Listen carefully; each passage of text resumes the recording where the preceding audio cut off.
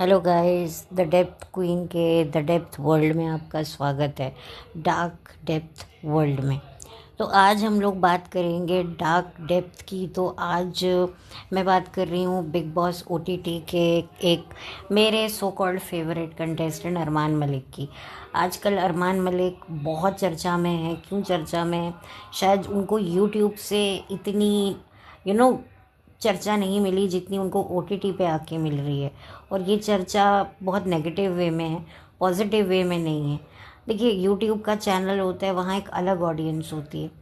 लेकिन जो ये पब्लिक प्लेटफॉर्म पर है, यानी कि एक ओपन प्लेटफॉर्म है, यूट्यूब से, सोशल मीडिया से हटकर टीवी पे आप आते हैं, लोगों के ड्राइंग रूम में आते हैं। क्योंकि व्लॉग्स वगैरह लोग अपने ज़्यादातर मोबाइल पे देखते हैं, टीवी पे कम ही देखते हैं। तो ऐसे में अरमान मलिक का पूरा कच्चा चिट्ठा खुला है। जो बातें नहीं भी अब तक सामने आई थी वो भी आ रही हैं।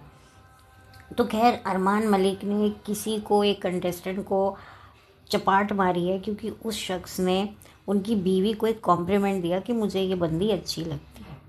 अच्छा, अब बहुत सारे लोग जो हैं वो डेफिनेटली उस लड़के के साथ में हो गए हैं, और एक वैलिड रीज़न भी मैं आपको बताती हूँ क्यों है।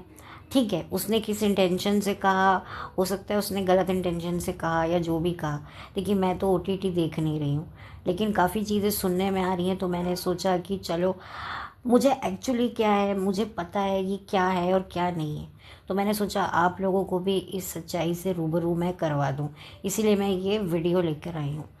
तो अरमान मलिक ने उसको चांटा जड़ दिया कि तेरी हिम्मत कैसे हुई मेरी बीवी के बारे में बोलने की।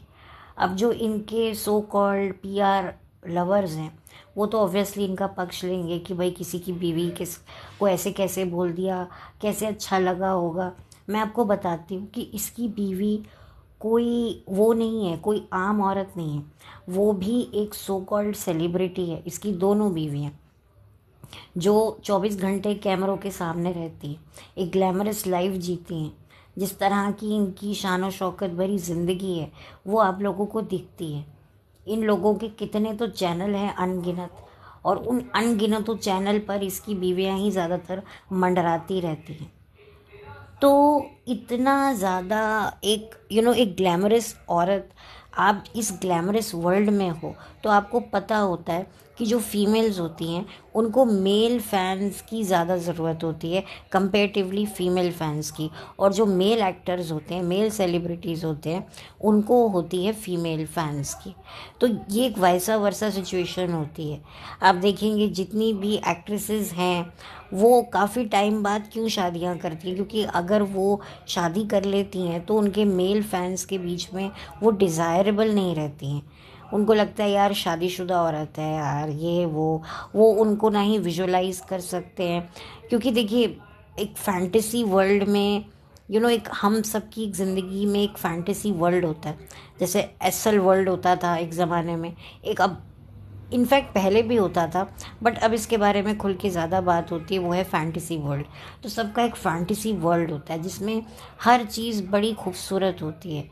आप खुद कैसे भी दिखते हो, लेकिन आपको एक पार्टनर चाहिए खूबसूरत। इवन आप उस फैंटेसी वर्ल्ड में खुद को भी एक अच्छा, कोई आप एक एक्टर देखते हो मेल, अगर आप मेल हो तो आप किसी दूसरे एक्टर की पर्सनालिटी को आप अप्रिशिएट करते हो और आप बोलते हो काश मैं भी ऐसा होता।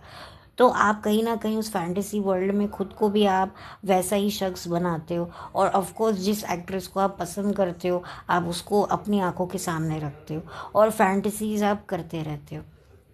तो ये फैंटेसी वर्ल्ड में कोई भी किसी ऐसी हीरोइन को या ऐसे हीरो को नहीं लाना चाहता जो ऑलरेडी मैरिड हो। लड़कियां भी यही करती हैं। आपको याद होगा जब ऋतिक रोशन ने आज से कितने साल पहले जब शादी की थी, तो फीमेल फैंस आए हाय ऐसे रोई थी छाती कूट कूट के। क्योंकि भाई उन्होंने था कि भाई लड़का हो तो ऋतिक रोशन जैसा, क्या डांस करता है, क्या बॉडी है, क्या एक्टिंग करता है, क्या क्या रोमांस ऑन स्क्रीन करता है। तो ये एक फैंटेसी वर्ल्ड में उनको जगह जब फीमेल फैंस दे देती हैं, तभी उन एक्टर्स की गुड्डी चढ़ती है। आज आप देखेंगे कि जो जितने भी एक्टर्स हैं उनको फीमेल फैंस इतनी नहीं मिल रही है, और उनको फीमेल्स फ़ैन को अपना बनाने के लिए ये लोग बहुत सारी निंजा टेक्निक्स करते रहते हैं। शादी कर लेते हैं, बीवी को पैम्पर करते हैं ताकि फीमेल ऑडियंस अट्रैक्ट हो, हाय हमें भी ऐसा लड़का मिले, हाय कितना अच्छा अपनी बीवी को रखता है। ये जो भी हम लोग देखते हैं, इवन जो भी हम व्लॉगिंग में देखते हैं कपल्स को, तो हम लोग भी इमेजिन करते हैं यार इनको मिला है तो क्या हमें नहीं मिल सकता। वो भी ऐसे ही करते हैं कि भाई शादियाँ ऐसी ही होती हैं, जो हम देख रहे हैं वही सच है। एक आपको एक बबल में रैप करना, कहते हैं ना बबल, जैसे बबल रैप पेपर नहीं होते, आप कुछ भी ऑर्डर करते हैं ऑनलाइन आता है सामान, अमेज़ॉन, फ्लिपकार्ट या किसी भी, आजकल मीशो बहुत चल रहा है, तो उसमें बबल रैप करके आपका प्रोडक्ट आता है कि टूटे नहीं। तो वो बबल रैप में आपको ना डाल देते हैं, आपके माइंड को ना इतना वो संभाल लेते हैं कि नहीं भाई जो हमें दिख रहा है ऐसी ही दुनिया होती है, जबकि ऐसी नहीं होती है। हर औरत शादी करके सुखी हो, हर मर्द शादी करके सुखी हो, ऐसा नहीं होता। लेकिन आप व्लॉगर्स की लाइफ को देखते हैं तो आपको लगता है हाँ यार कोई बहुत बड़ी चीज़ तो नहीं है। तो ये आपको कहीं ना कहीं एक बबल रैप में ये सारे जो ग्लैमर इंडस्ट्री वाले हैं, यूट्यूबर्स हैं, इन्फ्लुएंसर्स हैं, ये आपके माइंड को पैक करते हैं। आप इससे आगे कुछ नहीं सोच सकते। तो ये चीज़ मैं, हमारे जैसे पॉडकास्टर्स आपको उस बबल रैप से बाहर निकालते हैं, आपकी माइंड को बबल रैप से बाहर निकालते हैं। तो मैं भी आपको बबल रैप से ही निकाल रही हूँ कि ये जो भी सीन क्रिएट कर रहा है, ये जो अरमान मलिक है इसको अच्छे से पता है कि मैं एक प्लेटफॉर्म पर हूँ। ये लोग एमजी वगैरह लेकर आते हैं, मिनिमम गारंटी सब लेकर आते हैं, इनको पता होता है हमें कितना रहना है। और अगर हम उस वक्त में अपने से कुछ ना कर पाए तो कभी कभी इनकी मिनिमम गारंटी कैंसिल भी हो जाती है, इनके कॉन्ट्रैक्ट ब्रेक हो जाते हैं, क्योंकि आप कुछ कर ही नहीं रहे हो। तो अरमान को एक पत्ता पकड़ाया गया, अरमान ने उस पत्ते को पकड़ा और उसको एक कंटेस्टेंट के मुंह पे सुट दिया। उसने दिखाया कि भाई मैं हीरो बनूंगा, मैं ये बनूंगा, लेकिन हुआ क्या, कुछ भी नहीं, पासा पलट गया। और कहीं ना कहीं उस लड़के को भी फ़ायदा हो रहा है, क्योंकि वो कुछ ना करके भी अब तक जो लोग उसको नोटिस नहीं कर रहे थे वो भी उसको नोटिस कर रहे हैं कि भाई अच्छा इसने बीवी से कमेंट किया इसकी बीवी पे, चाहे नेगेटिव वे में हो चाहे पॉजिटिव वे में हो। बिग बॉस एक ऐसा प्लेटफॉर्म है कि अगर आप कुछ नेगेटिव भी कर रहे हो ना, आपको हेट भी मिल रहा है, तो ये भी आपके काम का है। वो बात अलग है कि बाहर जाकर आपको थोड़ा बहुत काफ़ी कुछ भले ही झेलना पड़ता हो, लेकिन आप 3 महीने या 4 महीने या 1 महीने, जितने भी महीने का ये शो होता है उसमें आप बने रहते हो, तो अपनी इज्जत की धज्जियाँ आपको उड़ानी पड़ती हैं। और कभी कभी क्या होता है कि इज्जत की धज्जियाँ उड़ाते हो तो सामने वाले को फ़ायदा हो जाता है, सामने वाला अपोज करता है तो वो हीरो बन जाता है। कभी कभी आप देखेंगे झगड़ा होता है, सारे खुदियाँ मार रहे होते हैं, क्योंकि सबको पता है हम बीच में आएंगे, हम अच्छे दिखेंगे, हम समझदार दिखेंगे। तो यही वजह है कि अब जो नेचुरलिटी है, ये एक ज़माने में ये चीज़ें बहुत नेचुरल लगती थी, बहुत ऑर्गेनिक लगती थी, पर अब ये चीज़ें ना ही नेचुरल लगती हैं ना ही ऑर्गेनिक लगती हैं, बल्कि ये एक स्क्रिप्टेड लगता है। तो अरमान की जो बीवियां हैं वो ऑलरेडी एक ग्लैमरस लाइफ जी रही हैं, तो जाहिर सी बात है, मैं बैक टू अपने पॉइंट पे आ जाती हूँ कि ऑब्वियसली क्या आपको नहीं लगता कि लोग इसको कहीं भी जाती होगी तो इसको क्या कॉम्प्लीमेंट नहीं करते होंगे। ये लोग जो इतना इन्होंने अपना वज़न घटाया है, ये एकदम से इतनी पतली दुबली क्यों हो गई हैं, क्यों इन्फ्लुएंसर्स इतना अपने आप को फिट रखते हैं, क्यों ग्लैमर इंडस्ट्री में लोग अफोर्ड कर ही नहीं सकते ओवरवेट, क्यों, क्योंकि आपको अच्छा दिखना है ताकि आप अट्रैक्टिव बने रहें। और आप देखेंगे कि फीमेल्स ऑडियंस के मेल फैंस होते हैं तो वो उनको कहीं भी मिलते हैं उनके साथ सेल्फी खिंचवाते हैं, क्या इन लोगों के साथ नहीं खिंचवाते। तो ऑलरेडी इसकी बीवियां एक तरह से एक्ट्रेस ही मैं कहूँगी, जो ये यूट्यूब पर एक्टिंग करती हैं, तो ऑब्वियसली इनके फैंस हो गए होंगे। क्या पायल के फैंस नहीं होंगे? पायल बाहर है, उसको लड़के भी मिलते होंगे, वो भी सेल्फी लेते होंगे और कहते होंगे मैम आप बहुत अच्छी हैं, मैम बात बहुत अच्छी हैं। तो ये कहना पड़ता है। हाँ, अगर ये एक आम महिला होती, कोई नौकरी पेशा औरतें होती जो ग्लैमर इंडस्ट्री में नहीं होती, उनके लिए होता है कि भाई उन्हें ये चीज़ें अजीब लगती हैं। लेकिन जो एंटरटेनमेंट इंडस्ट्री है वहाँ पर आपको अगर कोई तारीफ़ कर रहा है तो इसका मतलब आपका काम से ही जा रहा है। वो ये सब चीज़ें, तारीफ, एप्रिसिएशन उनका हिस्सा होता है। हाँ, कभी कभी कुछ लोग अबव नॉर्मेलिटी में करते हैं तो एक ऑब्सेशन दिखने लगता है फैंस का, जो कि बहुत स्केरी भी होता है। लेकिन ये छोटे छोटे कॉम्प्लीमेंट्स तो आते ही हैं। मैरिड हीरो को बोलते हैं आई लव यू, ये तो क्या उनकी बीवियां माइंड करती हैं? उनके पति तो कितने सीन्स देते हैं बोल्ड ऑन स्क्रीन, तो भी उनकी बीवियां कहती हैं हाँ कोई बात नहीं, सीन ही तो कर रहा है। तो जब औरत एक ब्रॉड माइंडेड दिखाती है, इवन आजकल मर्द लोग भी दिखाते हैं। दीपिका अपनी फिल्मों में लिप लॉक करती है तो रणबीर बोलता है अरे I am proud of you, ये है वो है। तो अब इनकी ये इनका काम है, it's part of their job. तो ये हंस के करें, रो के करें, खुशी से करें, वो इनको करना है, चाहे वो, पर उनको करना है क्योंकि इनका जॉब है। जैसे आप लोग जॉब करते हो, इनका भी जॉब है। आप लोग थके भी होते हो, आपकी तबीयत ठीक नहीं होती, फिर भी आपको ऑफिस जाना पड़ता है कि भाई पैसे कटेंगे तो भाई क्या होगा, कितनी सैलरी कटवाएंगे, एक ही छुट्टी अफोर्ड कर सकते हैं। लीव देनी पड़ती है तो और भी ज़्यादा होता है कि भाई अगर हम ऑफिस नहीं जाएंगे तो पता नहीं लोग हमारे बॉस को कान में हमारे बारे में कुछ बोल करके हमारी जॉब ही ना हथिया ले। कई बार ऐसा होता है कि आप लीव पे जाते हैं और जब आप आते हैं तो आपको एक दूसरी पोजीशन दी जाती है, आपकी पोजीशन पे किसी और को हायर कर लिया जाता है। ऑफिस पॉलिटिक्स भी बहुत होती है।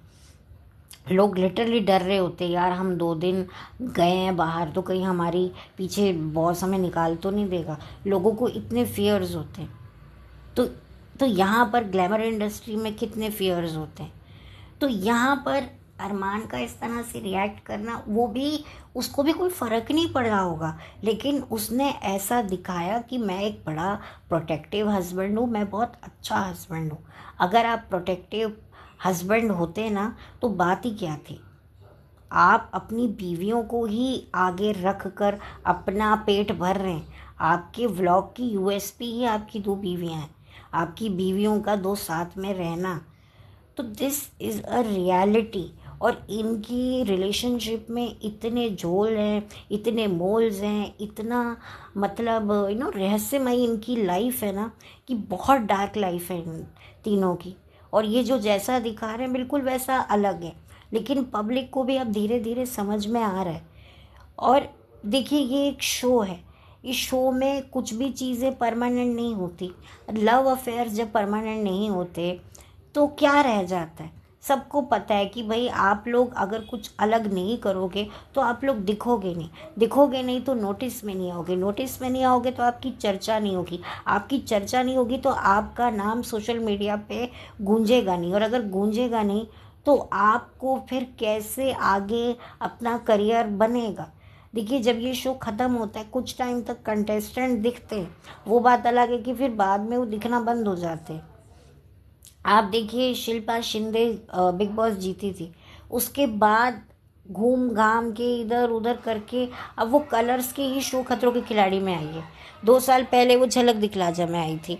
कुछ भी मतलब ऐसा नहीं मिलता है इनको, कोई भी करियर नहीं मिलता है। हाँ, हिना खान को काफ़ी कुछ मिला है बिग बॉस से, लेकिन अब वो बेचारी, वो भी अपने हेल्थ इशू से स्ट्रगल कर रही है।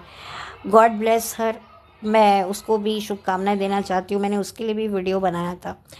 तो यहाँ पर अब आसिम रियाज को देख लीजिए। आसिम रियाज ने कलर्स चैनल को बहुत इग्नोर किया, बट जब उसका करियर नहीं चला तो फिर क्या हुआ, वो वापस खतरों के खिलाड़ी में आया ना।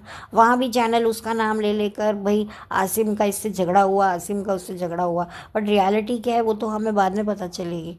तो this is a reality show में कोई रियलिटी नहीं होती है। मैंने पहले भी, इससे पहले एक डांस रियलिटी शो पर भी बात करी। मैंने बहुत सारी बातें मैं हल्की फुल्की करती रहती हूँ। तो यहाँ पर बिग बॉस में जो लोग एक वो बना के बैठे हैं, गुट बना के रखे, देखिए वो जो लड़का है वो डेफिनेटली टारगेट हो रहा है, वो हैरेस हो रहा है, पर उसको कहीं ना कहीं फ़ायदा भी हो रहा है कि लोगों की नज़र में वो आ रहा है। जितना उसको पहले लोग जानते थे अब उसको ज़्यादा जान रहे हैं सिंपैथी के माध्यम से। But at the end of the day वो बेचारे को भी थोड़ा बहुत काम वाम रियलिटी शो मिल जाएगा, उसके बाद भी क्या होगा, उसको भी कुछ खासा क्या मिलेगा। सोशल मीडिया पे वो भी शायद पहले भी वो काम करता है, मुझे किसी ने बताया था कि वो रील्स बनाता था। आई डोंट नो, मैं उसके बारे में जानती नहीं, छोटा मोटा काम उसने भी किया एक्टिंग फील्ड में, तो वही मिल जाएगा।